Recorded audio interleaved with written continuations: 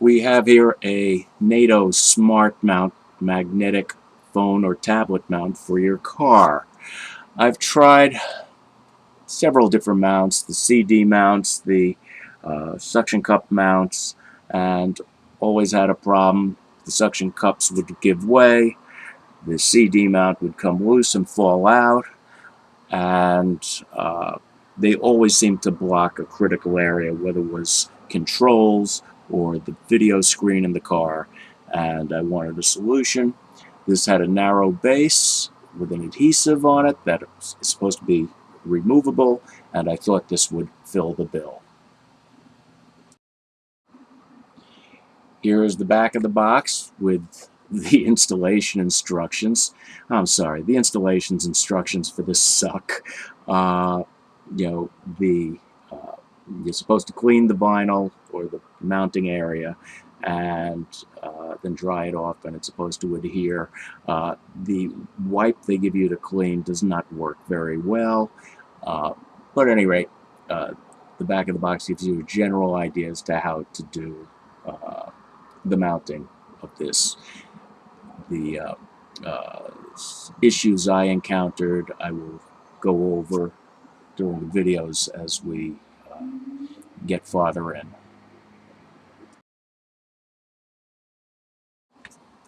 Here we have the mounting instructions, which don't amount to much. However, as you notice, there's also an 800 number for the company. That is more important than the mounting instructions. I used it a couple times and they helped me out very quickly, and they were very polite and courteous, so keep that number handy. On the right, they give you an extra 3M adhesive pad. I needed one, as apparently the pad installed on the device only worked on one unit. I had to reactivate the adhesive on that unit to get it to work. On the second unit, reheating didn't work, and I used the new tab, and that appears to have worked. Now, under that, you see that purple thing. It comes with an alcohol wipe and a drying towel. They're worthless. Just get yourself a bottle of isopropyl alcohol and wipe it down with a rag, dry it, and you'll be fine.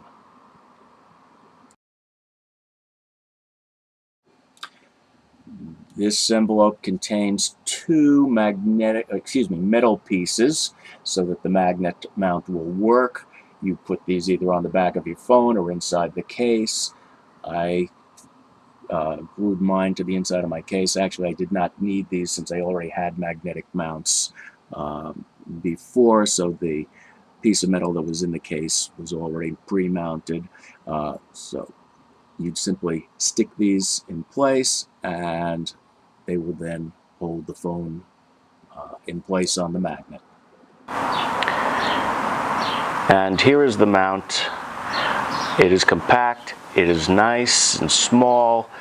Prior to these, I had tried using suction cup mounts, CD mounts. They all seem to have issues with them. The suction cups would give way while you're driving. The CD mount would loosen and fall out while you're driving. And they all seem to block controls or block the video screens in the car, which made some of the functions hard to do. Now, this is small. The base is very snug and should fit into tight places. Now, if you look, you can see that, I'm trying to focus in on it, it has a score line on the back and at the front, a little harder to see there. Now, apparently, I spoke with them on the phone, you can cut along these lines. I used an X-Acto on one and then broke it off so that I could get into a snug spot in my wife's ES350. Also discovered if you heat the base, you can bend it a little bit. Using a hair dryer, I was able to get a bit of curve to it. Apparently for my car, that was not enough, and I ended up switching to the different adhesive. The adhesive pads that came on these things did not seem to want to stick very well. Again, I called their customer service, which was very responsive, and they had me, one, Don't use the wipes that come with the mounts. Just get a bottle of isopropyl alcohol and wipe the area down with a rag. And they had me heat their adhesive with a hair dryer. On one car it worked, on the other it didn't. So I used the other strip, and we'll see if this works better in the second car. Now, I've curved this a little so it can conform to the dash a little better and hopefully adhere better. And we'll show you what we did in my wife's car. Now, here we are in my wife's car, which is a 2016 Lexus ES350. And you can see the mounts down here right next to the clock. Now, it's between the clock and the AC ducts. The phone can fit right there. When I was using the suction cup mount, it would be up here. I didn't want it up in front of the window. It would be here, so obviously I couldn't see the screen down here. It's not in anybody's way. So it looks like it will work real nicely there. Now, what I did here, as I said, if I can squeak this around here, I cut the back section here, so it's just straight across. It's not curved like the front. I'm trying to keep this in focus. It's awfully close, so that it just hits on this. That's solid. That's not going anywhere. It's now 24 hours that that's in place. And they say it takes 24 hours to get to 90% adhesion, and I think 72 for the 3M to reach 100% adhesion. Now, it's supposed to be removable, and to do that you're supposed to be able to just gently pry it up and slowly get it to release, or you can run some dental floss through it to help get it off easier and then remove the remainder. So in this car, it looks like that's going to work out real well.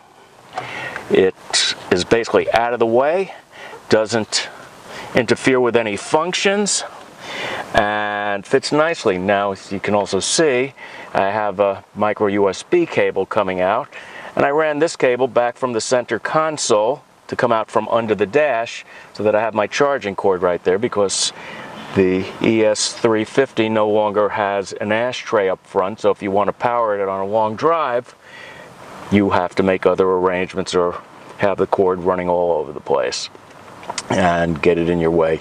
So this looks like it will be a very nice situation for this car. Now we'll move on to my car, which is a 2010 ISF, and there the problem I had was the dash had tighter contours and more curves, and I was having problems getting the adhesive to stick. I've mounted the NATO mount in the ISF. It is not where I originally wanted it. I wanted it on the side here, but apparently it was too narrow and I guess too curved for the adhesive to work. So, and could be just that the adhesive that they supplied mounted on the mount just wasn't good enough for it.